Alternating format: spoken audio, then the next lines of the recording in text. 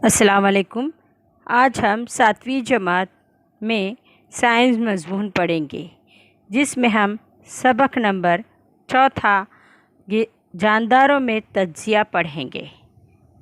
इस सबक में हम सबसे पहले देखेंगे तज्ज़िया क्या है। जानदारों में चंद हयाती अफ़ाल मुसलसल जारी रहते हैं, जैसे हमारे जिस्म की नशोनुमा होती है और इसके लिए जिन मादों को ज़रूरत होती है वो उसका हाज़मा होता है। सेहत के लिए जिन मादों की ज़रूरत होती है और जो पचते हैं इनसे तवानाई हासिल होती है और इन्हें ग़िज़ाई मादे कहते हैं। ग़िज़ा में हमें मुख्तलिफ़ ग़िज़ाई अज्जा हासिल होते हैं। ये तज्ज़ियाती मादे होते हैं। इनको दो जमातों में तकसीम किया गया है, कला तज्ज़ियाती मादे और ख़ुद तज्ज़ियाती मादे। जिस्म को बड़े पैमाने पर कार्बोहाइड्रेट, प्रोटीन और चर्बी की ज़रूरत होती है, जबकि मादनियात और नमकियात, विटामिन की मिक़दार हमें इन चीज़ों की दरकार कम होती है। इसमें हम जो ग़िज़ा खाते हैं तो वो किस तरीके से उसका अमल अंजाम पता है। सबसे पहले हम नबातात में गौर करेंगे।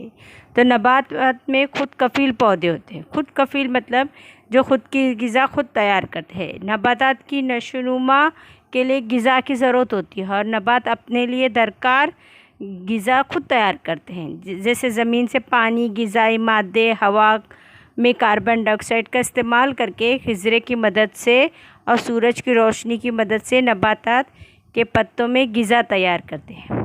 इस अमल को शुआई तरकीब कहते हैं। अब ये नीचे के आपके दिया गया है, देखिए कार्बन डाइऑक्साइड हवा में मौजूद लेते हैं, उसमें ज़मीन से पानी लेते हैं और फिर सूरज की रोशनी और खिज़रे के मौजूदगी में ग़िज़ा यानी ग्लूकोज तैयार करते हैं, जिसको कार्बोहाइड्रेट भी कहते हैं, और ऑक्सीजन खारिज करते हैं।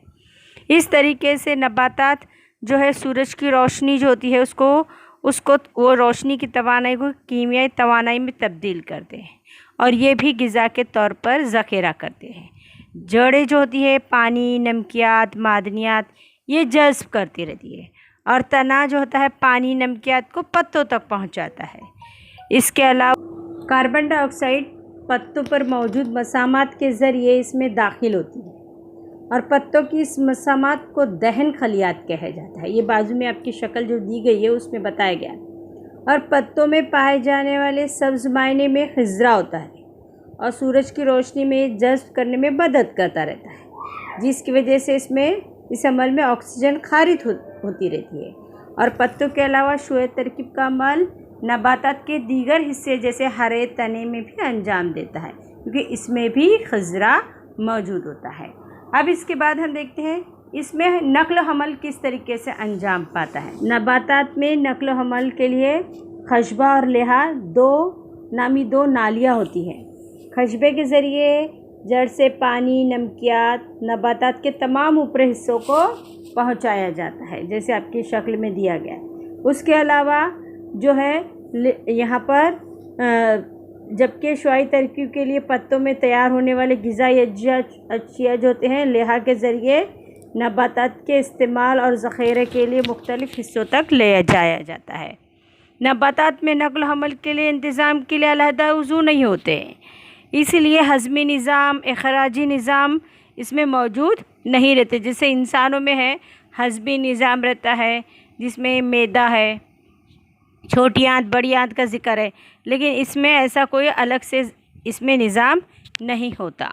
शुआई तरकीब के दौरान में कार्बोहाइड्रेट तैयार होता है और कार्बोहाइड्रेट में कार्बन, हाइड्रोजन और ऑक्सीजन से बने हुए रहते हैं। और प्रोटीन जो होता है कार्बन, हाइड्रोजन और ऑक्सीजन और नाइट्रोजन से बने होते हैं। अब प्रोटीन तैयार करने के लिए नबातात में नाइट्रोजन कहाँ से आता है? तो नाइट्रोजन जो है हवा में मौजूद रहता है, लेकिन नबातात नाइट्रोजन को हवा से हासिल नहीं कर सकते, इसलिए इस अमल के लिए नाइट्रोजन का तयन होना यानी नाइट्रोजन के नाइट्रोजनी मुरक्कबात में तब्दील होना बहुत ज़रूरी रहता है। और ये खुर्दबीनी जानदार जो है नाइट्रोजन का तयन करते हैं। यानी नाइट्रोजन का तयन को दो तरीके से होता है, यानी हयाती तरीके से भी होती है और फ़िज़ाई तरीके से भी होता है। और नाइट्रोजन का हयाती तयन देखेंगे तो इसमें खुर्दबीनी जानदार जो रहते हैं ये करते हैं, और इसमें राइबोजियम नामी खुर्दबीनी जानदार और दो दाला नबातात की जड़ों के पर मौजूद गांठों में पाए जाते हैं। ये खुर्दबीनी जानदार हवा में मौजूद नाइट्रोजन को जज्ब करते हैं और इसे नाइट्रोजनी मुरक्कबात में तब्दील करते हैं, यानी नाइट्रोजन को जज्ब करके उसके मुरक्कबात में तब्दील करते हैं। और मिट्टी में पाए जाने वाले एग्जीक्यूटिव बैक्टर नामी खुर्दबीनी जानदार हवा की नाइट्रोजन को नाइट्रोजनी मुरक्कबात में तब्दील करते जाते हैं।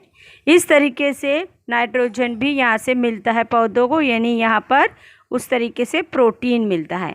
अब हम देखते हैं हम बाश तज्जिया। जो नबातात दूसरे जानदारों की जिस्म के नशोनुमा पाते हैं और अपनी ग़िज़ा हासिल करते हैं, इन्हें तुफ़ैली नबातात भी कहते हैं। जैसे मिसाल के लोरोनेथस, अमरबेल वगैरह, ये इसकी मिसाल है।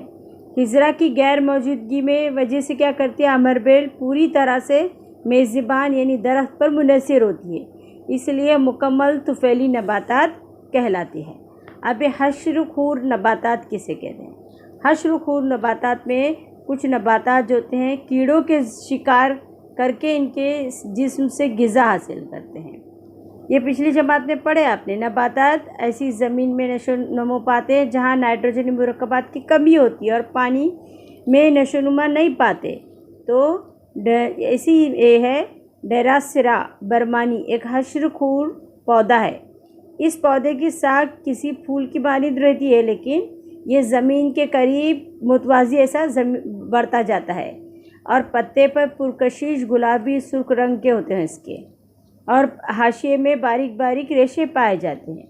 इन पर इसके ये क्यों होते हैं कि कीड़ों को राग़िब कर सके, और जिसकी वजह से इसे चिपक जाते हैं। ये मादा के इसमें मादा रहता है जिसकी वजह से वो चिपक जाते हैं। इसी तरीके से ये कीड़ा अपनी ग़िज़ा हासिल करता है। और ये श्रीलंका के साइंसदान जोहान्स बर्मन ने इसको दरियाफ़्त किया था 1737 में, इसीलिए इसको पौधे का नाम बर्मानी रखा गया है। अब इसके बाद देखते हैं गंधखूर पौधे।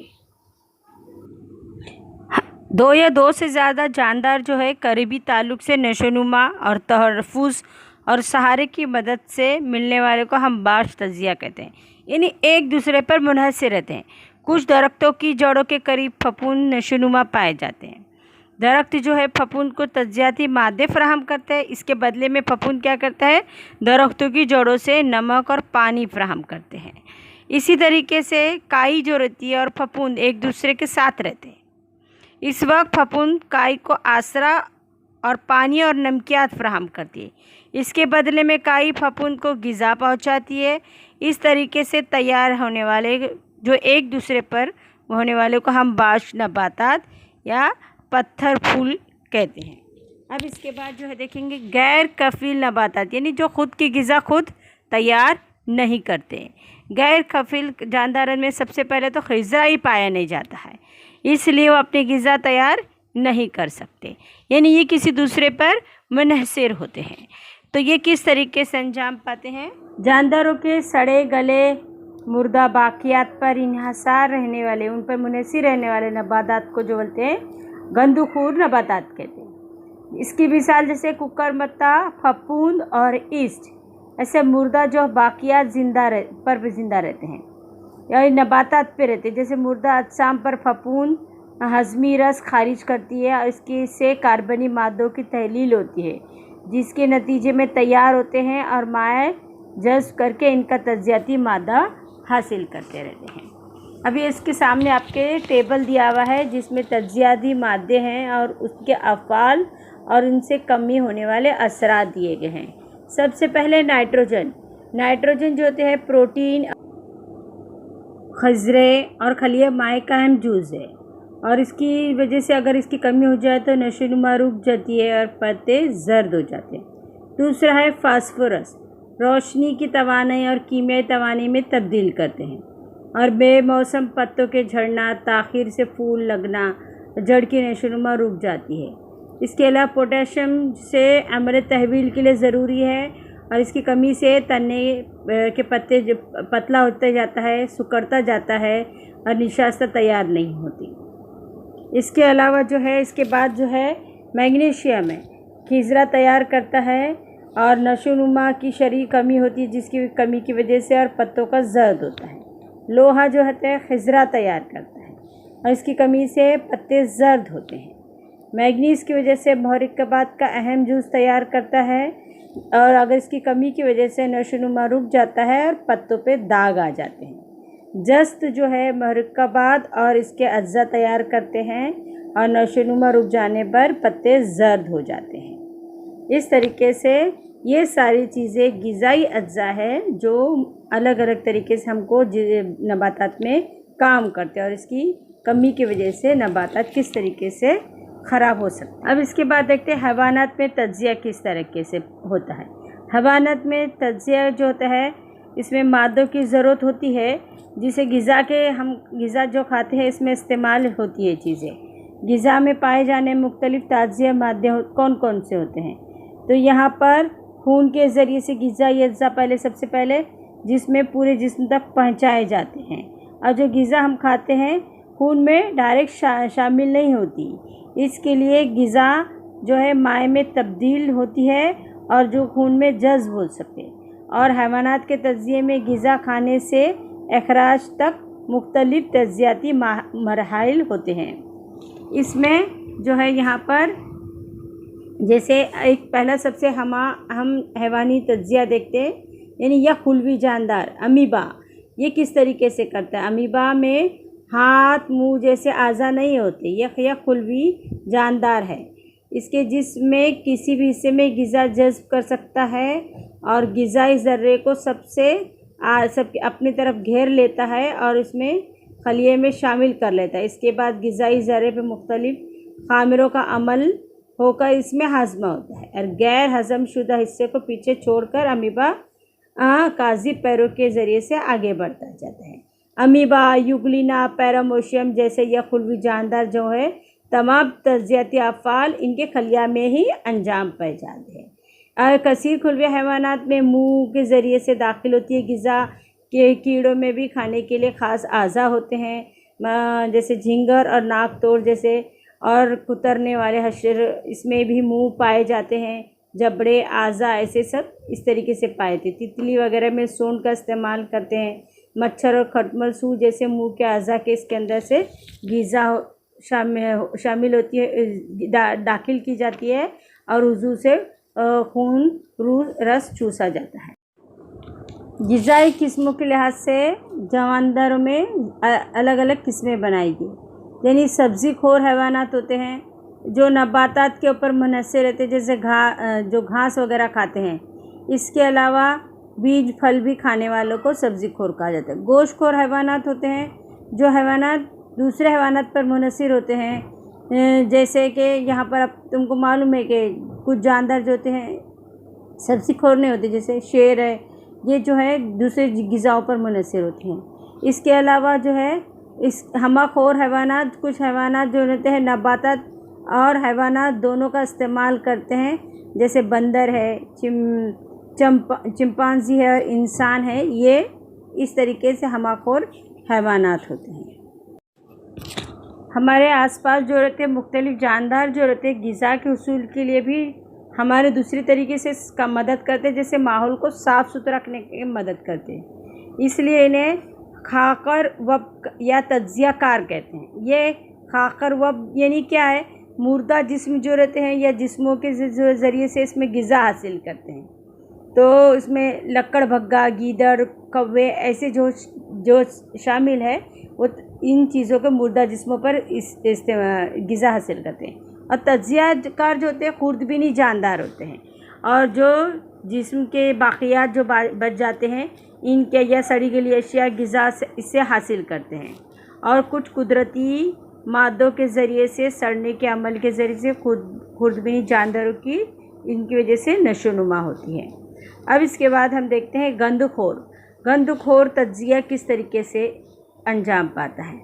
यहाँ पर कुछ हैवानात ग़िज़ा के लिए दीगर जानवरों पर मुनहसर होते हैं, इनकी ग़िज़ा हासिल करते हैं। इन्हें तुफ़ैली ग़िज़ा भी इन हैवानात की तुफ़ैली ग़िज़ा होती है।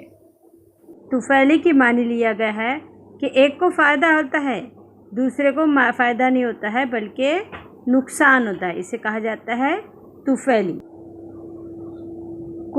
कुछ हैवानात जिस्म के बैरून हिस्से पर रहकर खून चूसकर ग़िज़ा हासिल करते हैं, इस तरह को बरो तुफैली तज्जिया कहते हैं। जैसे जूं है, चेचड़ी है, खटमल है, ये सारे तुमको मालूम है कि ये हमारा खून चूसते हैं। इसके अलावा चपटे दूधे, गोल दूधे हमारे जिस्म के अंदर खून के ज़रिए से ग़िज़ा हासिल करते हैं। ये रास्त ग़िज़ा जज़्ब करते हैं। इस तरह की को दरू तफ़ीली तज्जिया कहते हैं और ये हैवानात दरू तफ़ीली के तौर पर जाने जाते हैं। छोटे बच्चों के तुमने सुना होगा कि बच्चों के पेट में जो है क्रीम हो गए, बच्चा मीठा या मट्टी ज़्यादा खाने लगता है तो कहा जाता है कि इसमें क्रीम हो गए, यानी अंदरूनी इसके जो हम ग़िज़ा जो खाते हैं वो अंदर जो है कीड़े को उसमें ग़िज़ा ज़्यादा मिलती है और बच्चे की जो कमज़ोरी कायम रहती है, उसको ग़िज़ा नहीं मिल पाती। ये कैसे तुफैली हैवानात होते हैं जो हमें नुकसानदेह करते हैं और इनकी ग़िज़ा को तुफैली जो रहते हैं तुफैली तौर पर इस्तेमाल होती है। उम्मीद है आपको सबको सबक समझ में आऊँगा। शुक्रिया।